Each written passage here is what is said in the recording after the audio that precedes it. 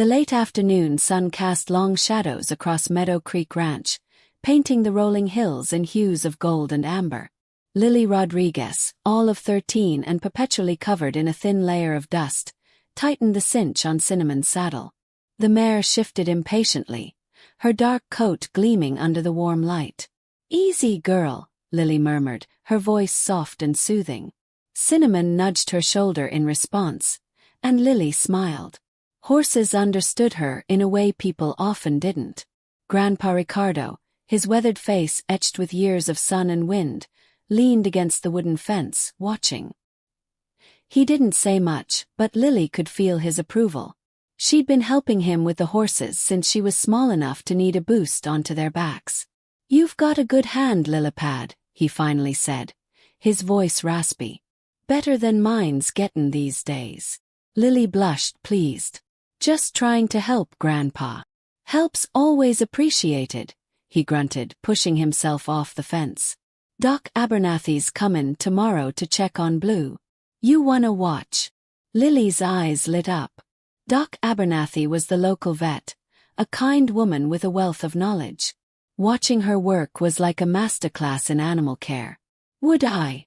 I want to be a vet, Grandpa. You know that."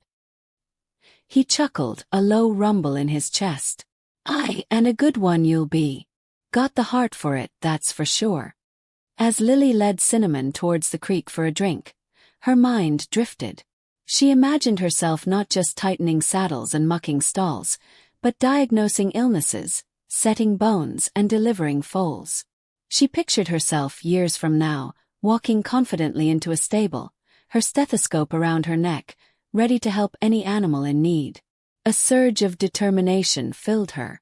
It wouldn't be easy. Vet school was expensive, and she wasn't exactly a natural when it came to human interaction. But she'd figure it out. She had to. The creek gurgled as Cinnamon drank, the sound a peaceful counterpoint to the cicadas buzzing in the nearby cottonwood trees. Meadow Creek Ranch wasn't fancy. It was just a simple spread of land, a few horses, and a whole lot of heart. The air smelled of hay, dust, and the sweet scent of wildflowers blooming along the creek bank. It was home. Suddenly, a sharp whinny pierced the afternoon calm. It came from the far pasture, near the old oak tree. Lily recognized it instantly. That was Bella, the young mare they'd rescued last spring. Something was wrong. "Grandpa," she called, her voice laced with urgency. "Bella's hurt." Ricardo straightened up, his eyes narrowing as he scanned the pasture. "Stay here," he ordered, his voice firm. He started towards the barn, his pace surprisingly quick for a man his age. But Lily couldn't stay put. Bella was vulnerable and she might need help. Ignoring her grandpa's order, Lily leaped onto Cinnamon's back, her heart pounding in her chest. She kicked her heels gently, and Cinnamon responded instantly, galloping towards the sound of Bella's distress. The sun beat down on her back, and the wind whipped through her hair. She had to reach Bella. Whatever was wrong, Lily knew she had to do something. Her future as a vet, and more importantly, her love for animals, demanded it. A storm.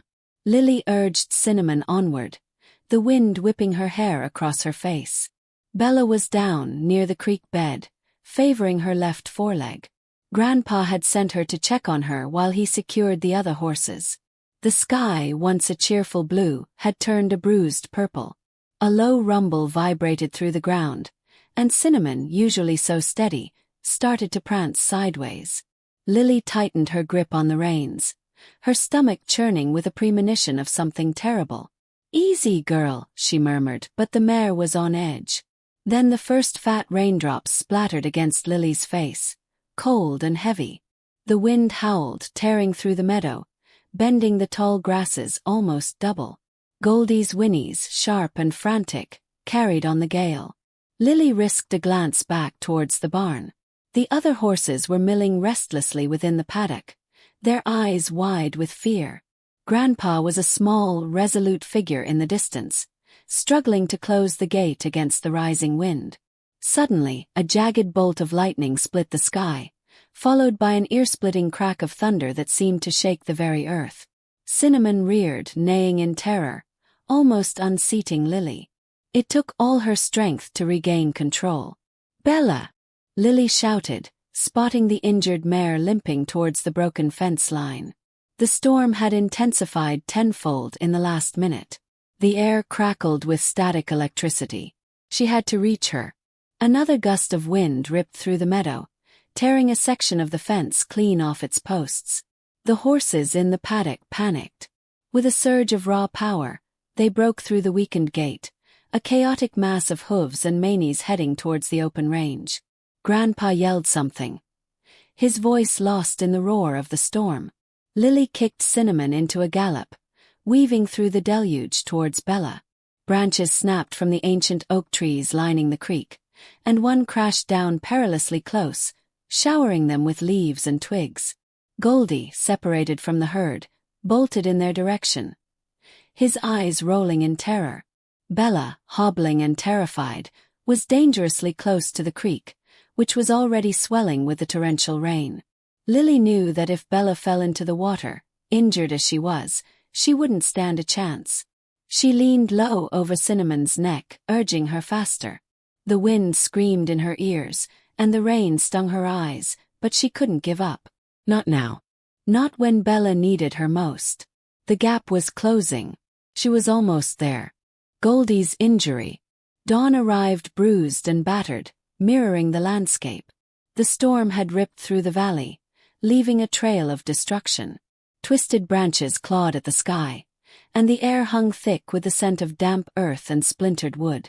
Lily squinted, the early morning light glinting off puddles that hadn't been there yesterday. She urged Blue forward, her stomach churning with a knot of anxiety. Grandpa's instructions echoed in her head.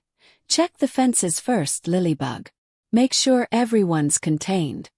But her gaze kept drifting towards the far pasture where Bella, the mare with the tender ankle, usually grazed. Rounding a bend, the scene that unfolded stole her breath. A massive oak branch, thicker than Blue's girth, lay sprawled across the fence line, wires snapped and dangling like broken teeth. Beyond it, the pasture was empty. Fear tightened its grip. She kicked Blue into a canter, her heart hammering against her ribs. "Bella!" she yelled, her voice swallowed by the vastness. Only the rustling of leaves answered. She scanned the horizon, a growing sense of dread clouding her vision. Then a faint whinny, thin and laced with panic, cut through the silence. It came from the dense thicket bordering the north side of the pasture. Lily dismounted, tying Blue to a sturdy sapling. She scrambled over the downed fence, ignoring the sharp sting of a broken wire against her jeans. Pushing through the tangled undergrowth, she finally saw her. Goldie. The young palomino was trapped beneath a smaller, but still substantial branch. Her chestnut mane was plastered to her neck with sweat, and her eyes, usually bright and curious, were wide with terror. She strained against the weight, her muscles trembling. The branch pinned her left hind leg at an unnatural angle. "Goldie!" Lily cried, rushing forward. "It's okay, girl, I'm here." Goldie whinnied again, a high-pitched, desperate sound. Lily knelt beside her, her hands hovering. The leg was already swelling. She could see the faint outline of bone pushing against the skin. "Easy, Goldie, easy," she murmured, stroking the horse's velvety nose. "I'm going to get you out of here." But as she assessed the situation, her hope faltered. The branch was too heavy. She couldn't lift it alone. Panic threatened to overwhelm her, but she forced it back. Goldie was relying on her. "I need to get help," she whispered, more to herself than the horse. "Just hold on, Goldie. I'll be right back." She scrambled back to Blue, her legs heavy with dread. Mounting quickly, she turned the horse towards the house, praying she could reach Grandpa in time. Every second counted. Goldie's pain-filled whinnies echoed in her mind, a constant reminder of the fragile life hanging in the balance. A brave attempt. Lily urged Estrella faster, the wind whipping tears from her eyes. Fear clawed at her throat, a silent scream she couldn't release. She could see Goldie now, a patch of pale gold against the bruised green of the forest floor. He wasn't moving. "Easy, girl, easy," she murmured to Estrella as they approached. She dismounted in a rush, dropping the reins. The mare, well-trained, stayed put. Goldie lay still, his side heaving. A thick branch, snapped clean from a fallen oak, pinned his hind leg. His eyes were wide and glassy, reflecting the dappled sunlight filtering through the trees. A whimper escaped him as Lily knelt beside him. "Hey, Goldie, it's me, Lily. You're gonna be okay," she said, her voice trembling despite her efforts to sound confident. She remembered Grandpa Hector's calm demeanor, his steady hands, the soothing tone he used with frightened animals. She had to channel that. First, assess the damage. Grandpa Hector's voice echoed in her memory. "Always start with a visual exam, Mija. Look for swelling, discoloration, anything out of the ordinary." Lily ran her hands gently over Goldie's leg, starting above the branch and working her way down. The muscles were tense and trembling. Below the branch, she felt a distinct lump, hot to the touch. A break, maybe. Or a bad sprain. She didn't know. "Check for circulation," Grandpa Hector had continued. "Press on the hoof, see if the color returns quickly." Lily pressed her thumb against Goldie's frog, the soft part of his hoof. The blood drained away, leaving a pale patch. It took too long to return to pink. Not good. She had to get the branch off him. Lily gripped the heavy limb, her small hands straining against the rough bark. She braced her feet, ignoring the sharp stones digging into her worn boots. "Come on, Goldie," she grunted, pulling with all her might. The branch didn't budge. It was heavier than it looked, deeply embedded in the soft earth. She tried again, shifting her grip, using her legs for leverage. Nothing. The only result was a fresh wave of pain from Goldie, a high-pitched squeal that tore through Lily's heart. Despair threatened to overwhelm her. She was failing him. He was hurt, scared, and trapped, and she was too weak, too small to help. Tears streamed down her face, blurring her vision. "I'm sorry, Goldie," she sobbed, her voice cracking. "I'm so sorry." But Grandpa Hector's words came back to her once more. "Don't give up, Lilybug. A good vet never gives up." Grandpa's help. Lily skidded Bella to a halt a few feet from Goldie, the mare's frantic whinnies tearing at her heart. Goldie lay on her side, one hind leg pinned beneath a thick, fallen branch. The air thrummed with her pain, a high-pitched, desperate sound. Lily vaulted off Bella, her boots hitting the ground with a thud. "Goldie! It's okay, girl, I'm here." She rushed to the mare's head, stroking her velvety nose, whispering reassurances. Goldie's breathing was shallow and rapid, her eyes wide with terror. Lily could see the ragged gash on her leg where the branch had dug in. It was bleeding, not profusely, but steadily. "Hold still, Goldie. Just hold still." Lily tried to push the branch, but it was too heavy, unyielding. Panic clawed at her throat. She needed help. Just as she was about to turn and yell for Grandpa, she heard the familiar rumble of his truck. He'd heard Goldie too. He always did. The truck bounced over the uneven ground, stopping a few feet away. Grandpa Ricardo climbed out, his face etched with concern. He took in the scene with a single sweeping glance, his gaze lingering on Goldie's trapped leg. "Lily, get back," he said, his voice low and steady.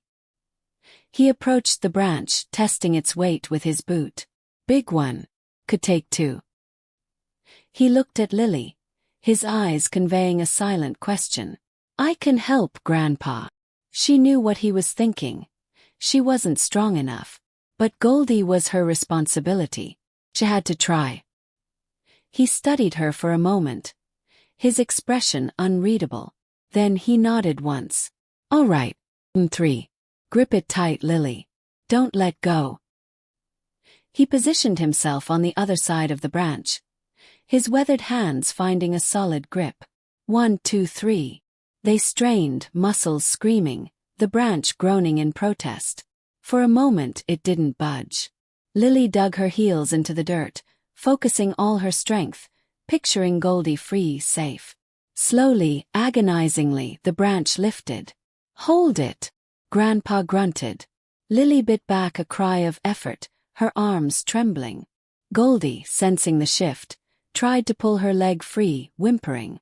Almost there, Goldie. Almost there, Lily yelled. With a final surge, they heaved the branch high enough for Goldie to scramble her leg out from underneath. It flopped uselessly on the ground. They lowered the branch with a thud, the sound echoing in the suddenly quiet clearing. Grandpa immediately went to Goldie, checking her over. His touch gentle despite his rough exterior. Lily grabbed the first aid kit from her saddlebags. She knelt beside Goldie's leg, her hands shaking slightly. Easy, girl. Easy. She cleaned the wound with antiseptic, the mare flinching but enduring the sting. Lily worked quickly and efficiently, her movements precise. She applied a thick layer of antibiotic ointment and wrapped the leg firmly with a bandage, making sure it wasn't too tight. There, she said, stepping back to admire her work. All done. Goldie nudged her head against Lily's shoulder, a soft nicker rumbling in her chest. Dr. Miller's visit. The truck's engine was a mechanical growl cutting through the afternoon quiet. Lily slowed Bella to a trot as Dr. Miller's familiar green pickup bounced along the track towards them.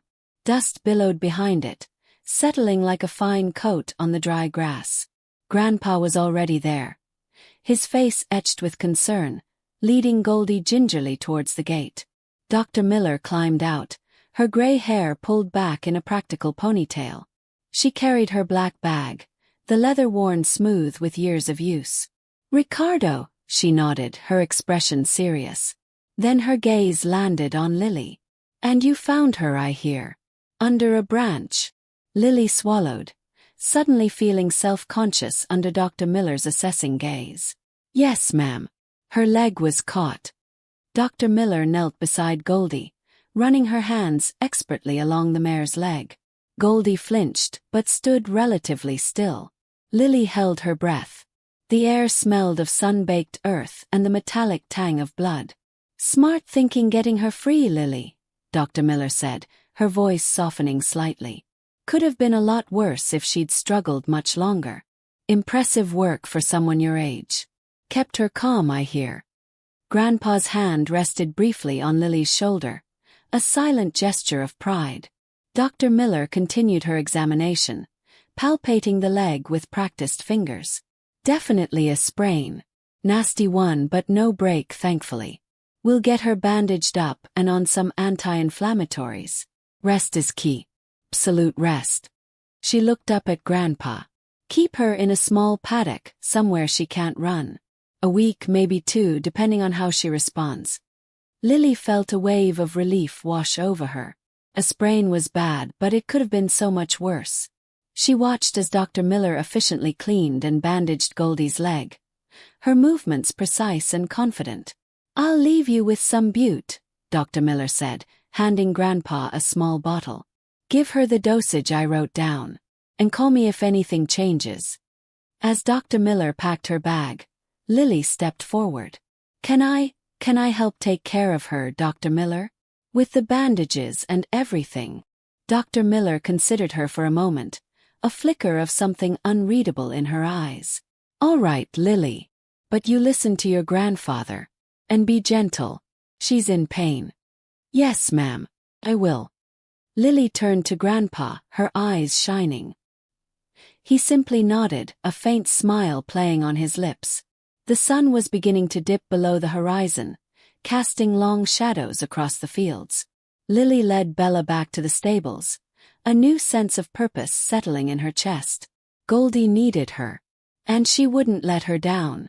That evening, Lily carefully mixed Goldie's feed, adding the prescribed dose of Butte. She led the mare to her small paddock, making sure the water trough was full. Goldie nuzzled Lily's hand, her eyes soft and trusting. Lily stroked her velvety nose, whispering reassurances. The air was cool and still, filled with the chirping of crickets. Lily knew this would be her routine now. Early mornings and late evenings, caring for Goldie, making sure she was comfortable, watching her heal. It was a responsibility, but it was also a privilege. And Lily wouldn't trade it for anything. Finding Goldie's calm, Lily urged Dusty into a canter, the wind whipping her hair across her face. She needed to see Bella, needed to reassure herself the mare was all right. Grandpa Joe had said she was stable, the vet was optimistic, but Lily wouldn't rest easy until she saw for herself. Rounding the bend in the track, she spotted the small makeshift paddock near the barn. Bella stood with her head hanging low, her usual spirited stance diminished. Goldie, in the adjacent pen, whinnied nervously as Lily approached. He was healing, Grandpa Joe assured her, the swelling in his leg noticeably reduced. But the accident had left him skittish. A sudden clang from the barn sent him scrambling back, eyes wide with panic. He was a powder keg of raw nerves. "Easy, boy," Lily murmured, reaching over the fence to stroke his soft nose. "It's okay. Just the wind." She felt a pang of helplessness.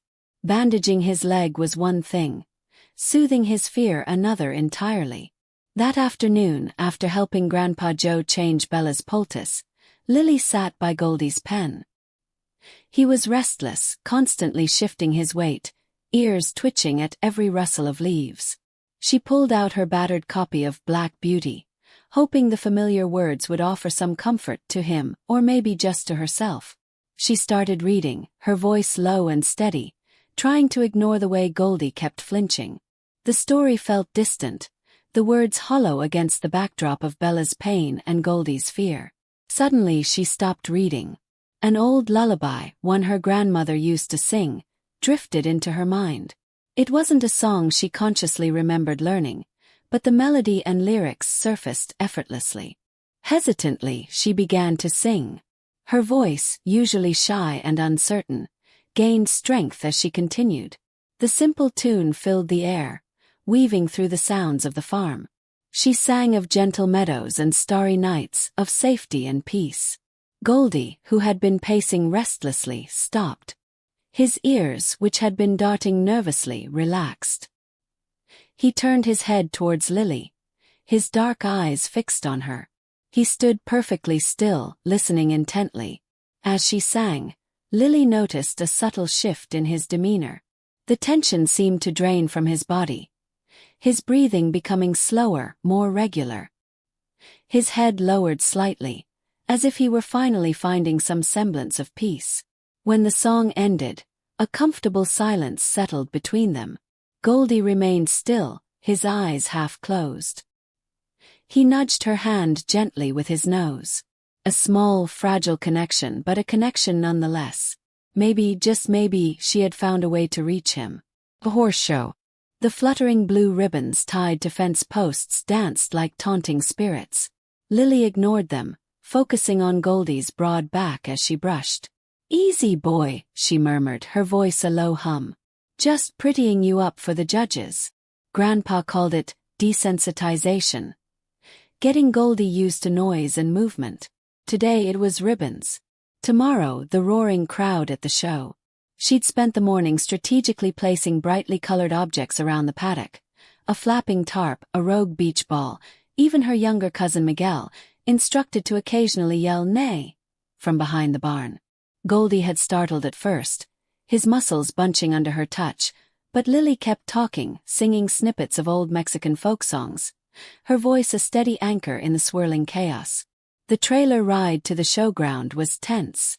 Goldie shifted nervously, his eyes wide and showing too much white. Lily kept her hand on his flank, feeling the tremor run through him. The air thickened with the smells of dust, manure, and hot dogs as they pulled into the parking area. The cacophony of sounds, the announcer's booming voice, the whinnying of horses, the excited chatter of spectators, hit Goldie like a physical blow. He reared slightly, nearly unseating Lily. "Whoa, Goldie, steady," she soothed, sliding off his back. Grandpa materialized beside her, his face a mask of stoicism. "Too much?" he asked, his voice barely audible above the din. Lily shook her head, determination hardening her gaze. "We're doing this." The arena was a swirling kaleidoscope of color and movement.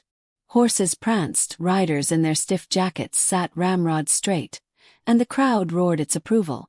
Goldie stood frozen at the entrance, his nostrils flaring. Lily mounted, her heart pounding against her ribs. She took a deep breath and started to sing. Not the familiar folk songs this time. Instead, a soft, almost inaudible melody drifted from her lips, a lullaby her abuela used to sing to her. The sound seemed to wrap around Goldie like a warm blanket. He lowered his head, his ears twitching, and took a tentative step forward. As she sang, Lily guided him through the paces. He moved tentatively at first, but as her voice grew stronger, so did his confidence. He trotted, cantered, and even managed a few graceful turns. His movements fluid and powerful. The crowd, initially indifferent, began to murmur in appreciation. When the announcer declared Goldie the winner of the Most Improved award, Lily could barely believe it. A small rosette ribbon was presented to Goldie, which Lily tied to his bridle. It wasn't the blue ribbon from the fence posts, but it was enough. Goldie nudged her shoulder, a soft nicker rumbling in his chest. In that moment, surrounded by the cheering crowd, Lily knew they had a long way to go, but they were going there together. Therapy horse. Lily urged Coco faster, the wind whipping strands of her hair across her face. Bella lay near the far fence, her leg at an unnatural angle. Dr. Morales was already there, kneeling beside the mare, his face grim. "Fracture," he said, confirming Lily's worst fear. The following weeks were a blur of vet visits, casts, and anxious nights. Bella was stable, but recovery would be long. It was during one of those visits that Lily overheard Dr. Morales talking about a therapy program at the local children's hospital. They were looking for gentle animals to visit the young patients. An idea sparked in Lily's mind. Goldie. She knew it was a long shot. Goldie, with her nervous disposition, seemed the least likely candidate for such a sensitive job. But Lily also knew Goldie had a sweet, gentle core. She just needed the right environment, the right purpose. Training was slow and painstaking. Lily spent hours desensitizing Goldie to new noises and sights. Wheelchairs, crutches, the beeping of machines. She walked her through the barn, mimicking the tight corridors of a hospital. Goldie, surprisingly, responded well. The treats helped, of course, but Lily sensed something deeper. Goldie seemed to understand she was being trained for something important. The first visit to the hospital was terrifying. The sterile smell of antiseptic, the hushed atmosphere, the pale faces of the children. It was overwhelming. Lily led Goldie into the first room, her heart pounding. A small boy no older than 5 lay in bed, his eyes wide and curious. "This is Goldie," Lily said softly. "She's here to say hello." The boy reached out a tentative hand, stroking Goldie's soft nose. A smile, fragile as a butterfly's wing, touched his lips. Goldie stood perfectly still, her ears forward, her gaze gentle. Over the next few hours, they visited several children. A girl with leukemia, who whispered secrets into Goldie's mane. A teenager recovering from surgery, who found comfort in the horse's quiet presence. Goldie, the anxious horse, transformed into a beacon of calm. At the end of the day, exhausted but exhilarated, Lily led Goldie back to the trailer. "You were amazing," she whispered, burying her face in Goldie's neck. Weeks turned into months. Goldie became a regular visitor at the hospital, bringing joy and comfort to countless children. Lily watched her dream unfold, not in the way she'd initially imagined, but even more profoundly. She still wanted to be a vet, to heal animals. But now, she understood that healing wasn't just about medicine. It was about connection, about empathy, about finding the unique gifts within each creature and sharing them with the world. At the annual Therapy Horse Awards, Goldie won Most Improved. Lily beamed as she led Goldie forward to receive the ribbon, her heart overflowing with pride. It wasn't just about the award. It was about the journey, about the transformation, about the magic that happened when a girl and her horse found their purpose together.